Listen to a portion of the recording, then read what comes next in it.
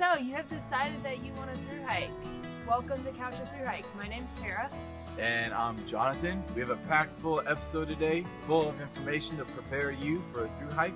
So let's grab a pen and notepad and jump right in.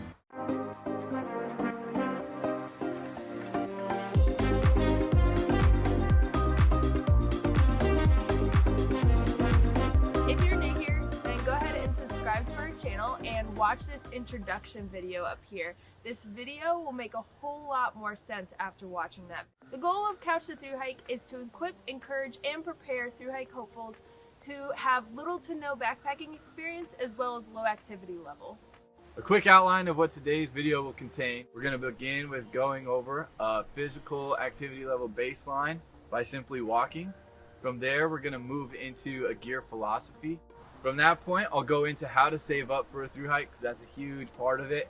And then we'll conclude the video by talking about a couple different types of thru hikers. We realize this video is going to have a lot of information in it, but as you work through everything we've talked about over the next 2 months, you'll become very familiar with these topics. So we are going to start with your physical plan.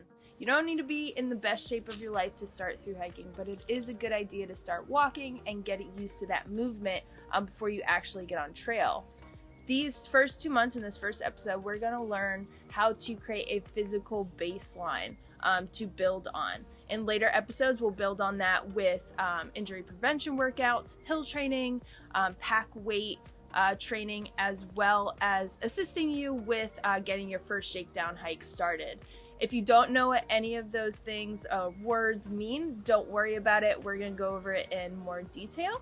But for this first 2 months, for this first episode, we are going to work on that basic endurance and muscle development by starting with a low impact exercise such as walking. A disclaimer is obviously necessary.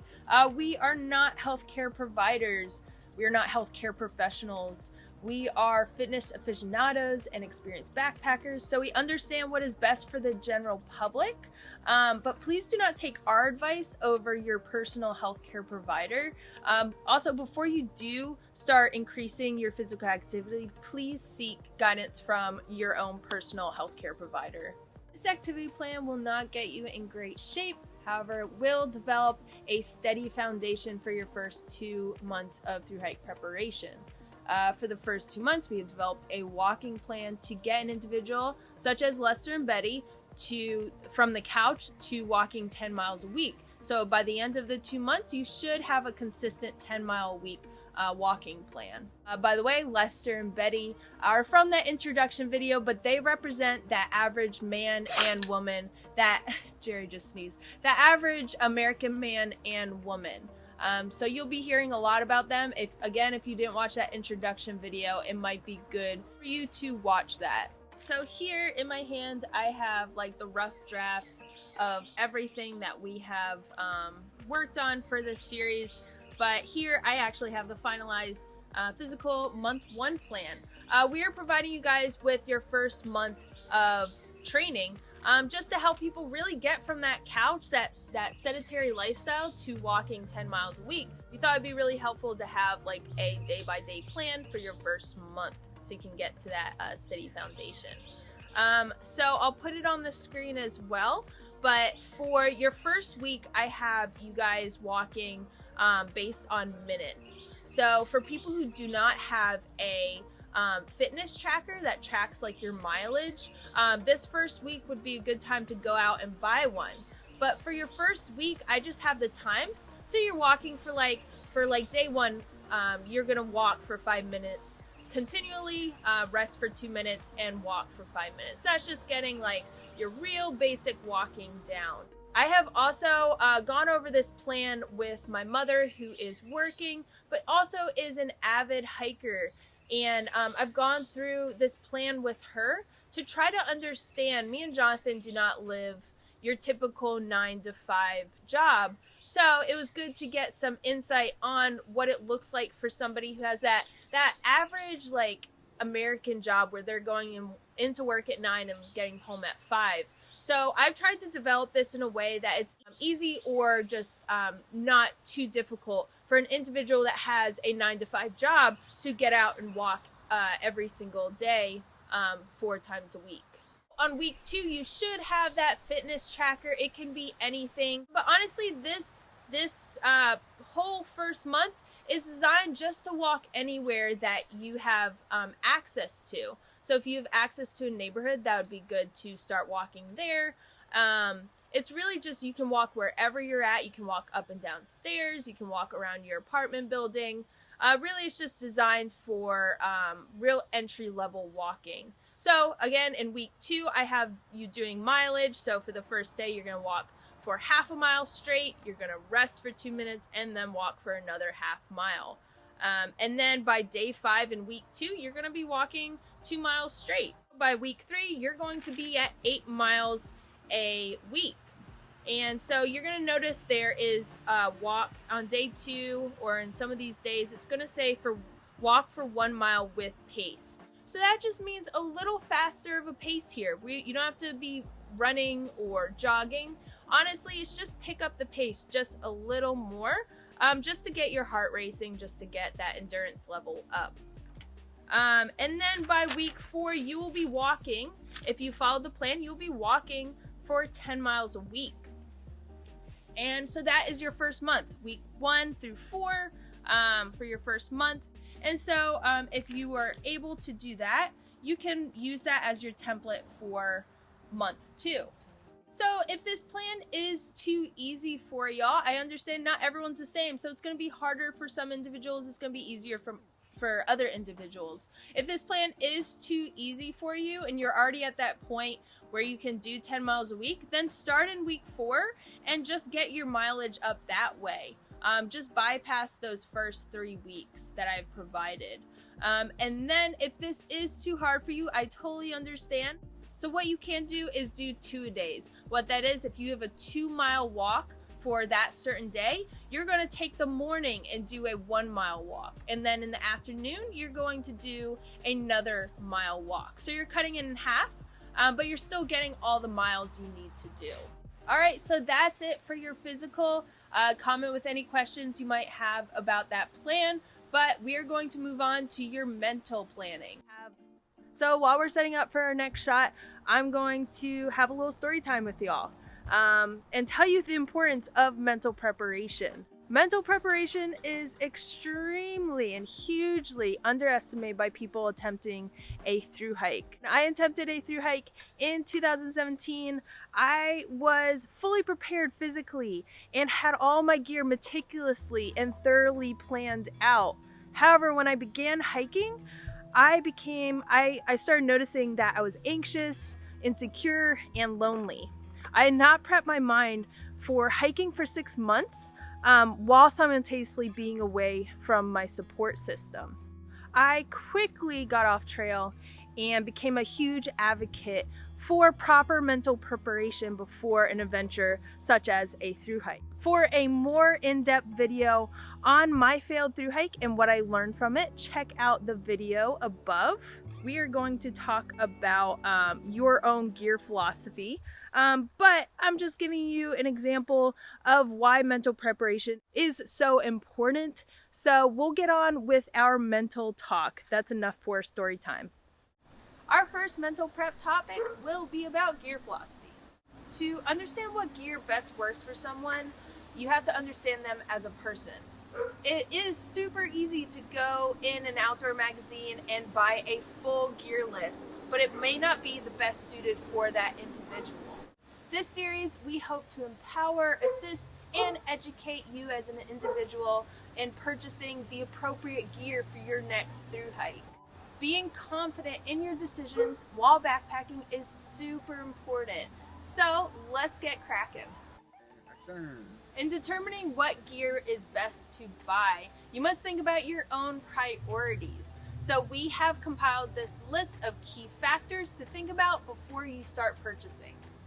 I have these on my phone, so I'm going to read them off. So the first key factor that you should think about is functionality. And the question we thought of here is, does this piece of gear serve its intended purpose well? And will it stay that way throughout the hike? Comfort, does this piece of gear offer me a physical ease and comfort compared to others? Safety, will this piece of gear keep me protected from risks under its intended functionality? So let's just think under the intended backpacking realm. Ease of use, will this product serve its function easily during my thru hike?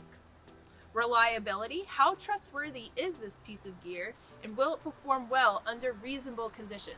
Your cost value, so this is this value of this item worth the cost? And then durability, is this piece of gear able to withstand up to 6 months of daily wear and tear? The last factor is weight. Is this item worth the weight? And are there other lighter options? So those are a lot of characteristics to think about. I believe there's 8 of them, but it is good to understand what is important to you before you start buying. So I know that's a lot of information and a lot of things to think about. Some people might not think that is to explore these topics is worth your time, but for us, we think it is worth it to kind of understand who you are as a backpacker. An important goal of any seasoned backpacker is to carry only the necessities and keep their pack weight down as much as possible. However, the weight of your entire pack has become an extra controversial topic on Facebook groups, on YouTube comment section, and other places like Reddit. The weight of your gear is obviously super important, but it could be a mistake if the weight of your pack is your constant deciding factor when it comes to purchasing your gear. Later in the gear section of our video, we'll talk more about ultralight hikers, lightweight, and traditional backpackers. But for now, ponder these next couple questions to understand what kind of hiker you think you want to be. Do you find it more important to be comfortable hiking or camping? How much do you weigh? According to REI, an REI blog, a loaded backpack shouldn't weigh more than 20% of your body weight. Do you have joint trouble that carrying a heavier pack might be worse on your joints? And are you going lightweight because it is becoming the thing to do? To reiterate, it is foolish to think that weight is all that matters when it comes to picking out gear for backpacking. Make sure to also understand what the other factors mean to you. So what does functionality, comfort, safety, ease of use, reliability, cost value, and durability, what do those factors mean to you? Hikers prioritize them differently. A good tool for you is to order them in highest priority for yourself, of course. It is good to understand that one, it will change as you learn more, and that's good. You're kind of understanding more of your personal gear philosophy. And 2, they are give and takes. So you can't have the lightest gear while also having the most durable and cheap gear.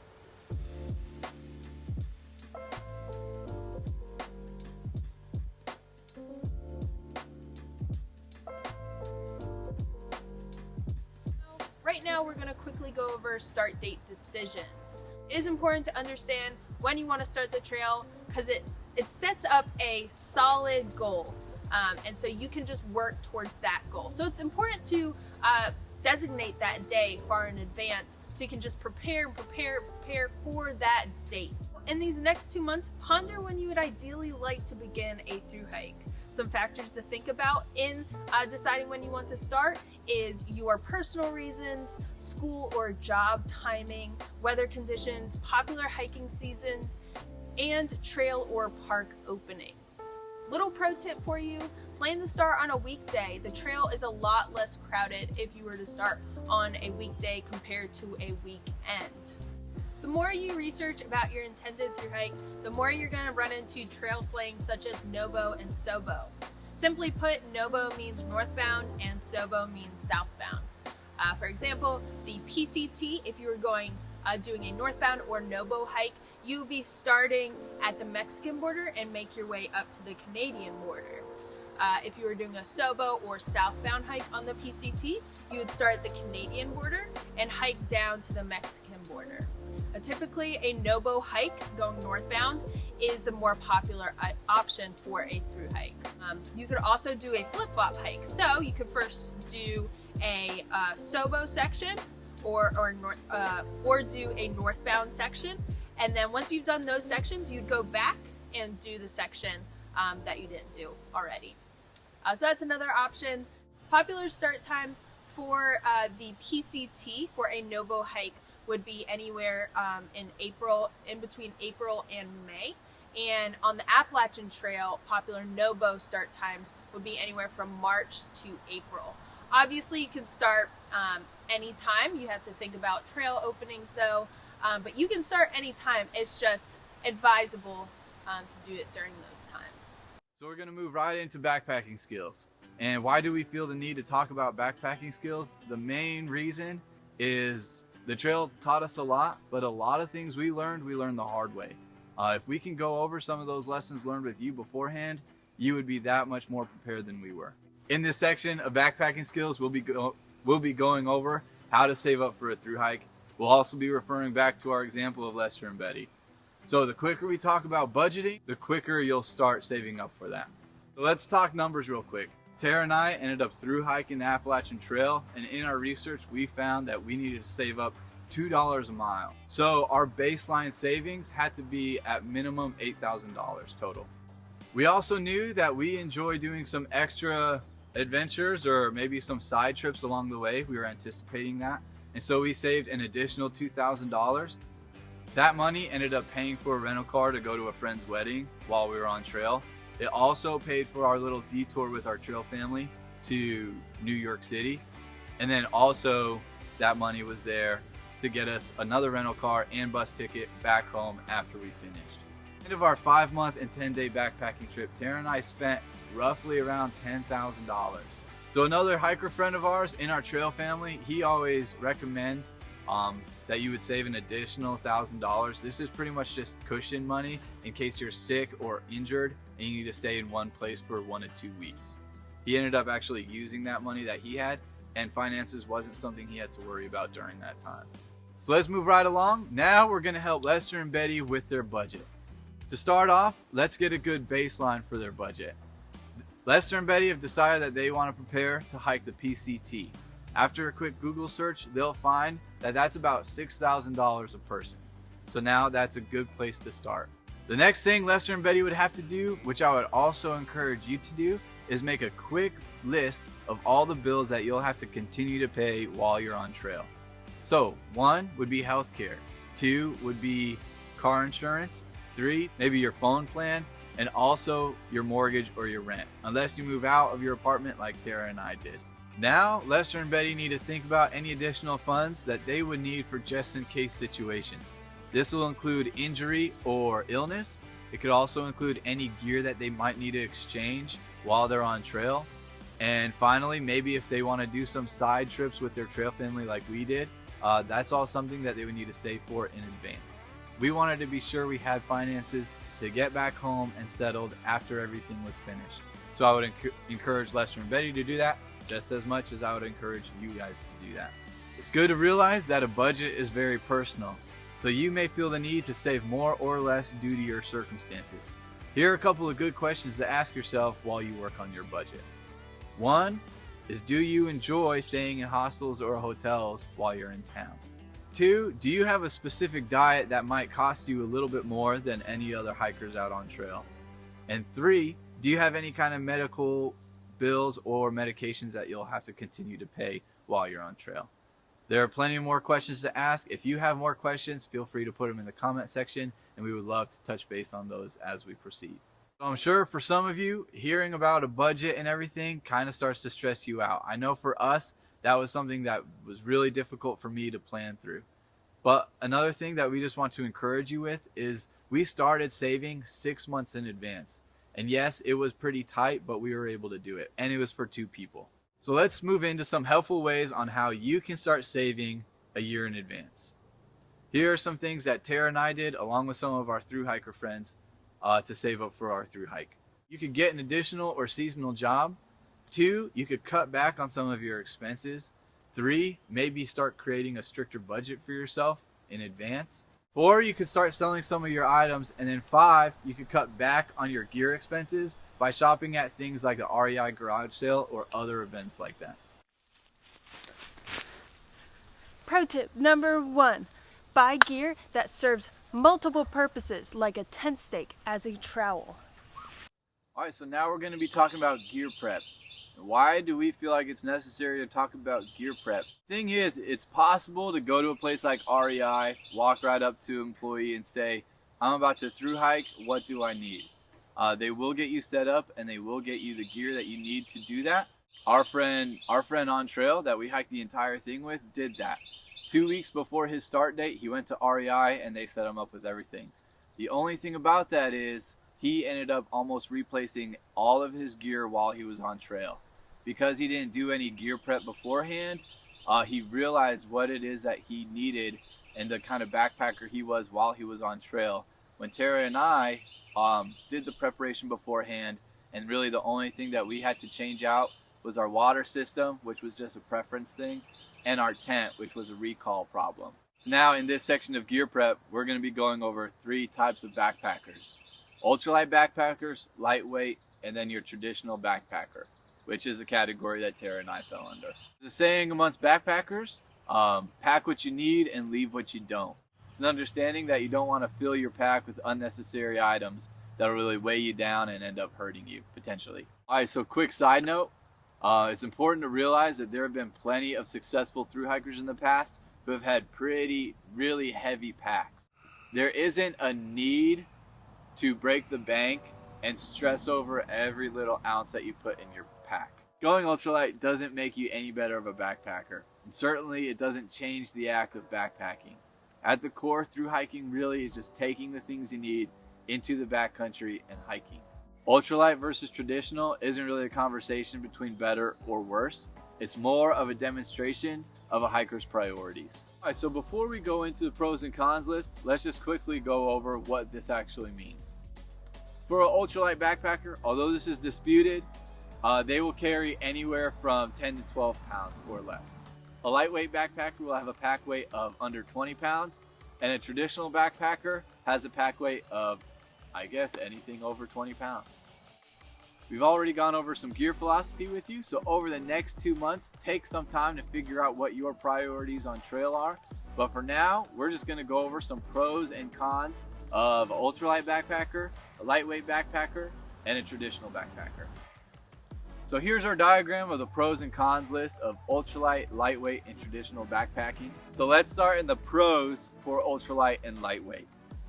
First off, you can see that obviously you'll be carrying less weight. That's always nice.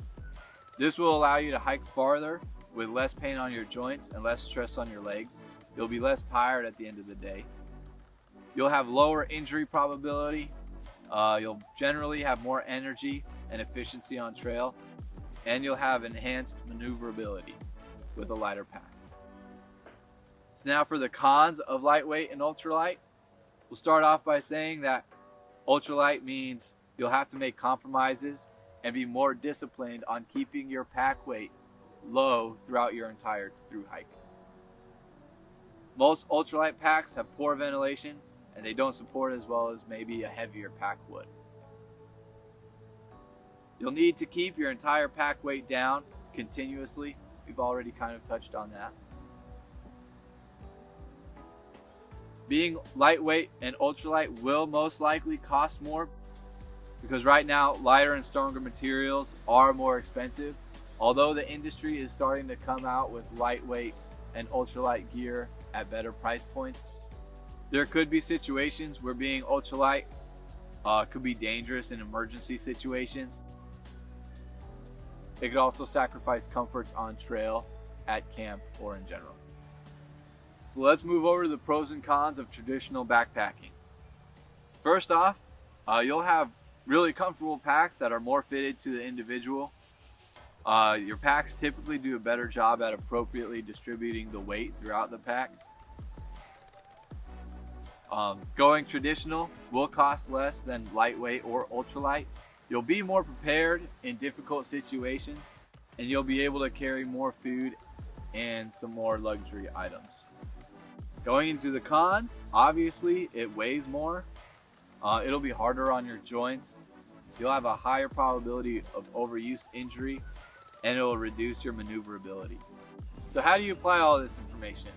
We know it's very early on in the planning process, but it'd be good to start thinking about which of these categories best suits you. Simply put, an ultralight backpacker will have very light weight, but they'll have minimal gear.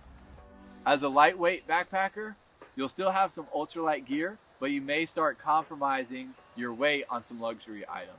Or are you more of a traditional backpacker, where you have more durable and comfortable gear, and although you're still thinking about weight, it isn't your main deciding factor when it comes to your gear.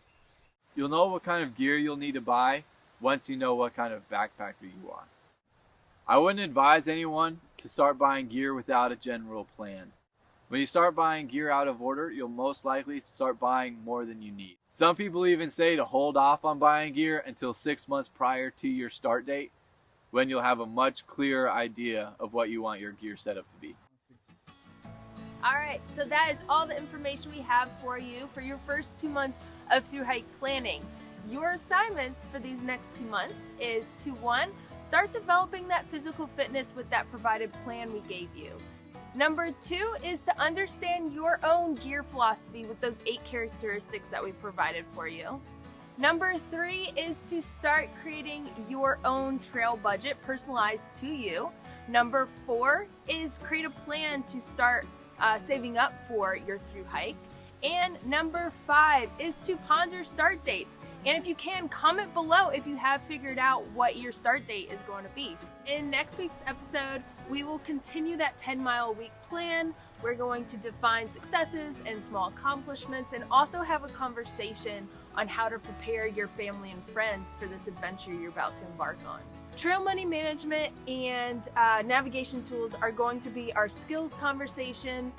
And in our gear conversation, we're going to talk about the big 3. If you haven't already subscribed to the THRU Duos channel, please do so and turn on your notifications as well so you know when that next episode is coming out. Also, please comment with any questions you might have. Also, comment with those start dates like I said before.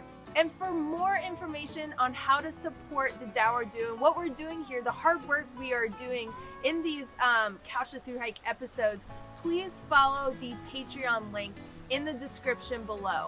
Thanks for watching, everybody. We'll see you in episode 2.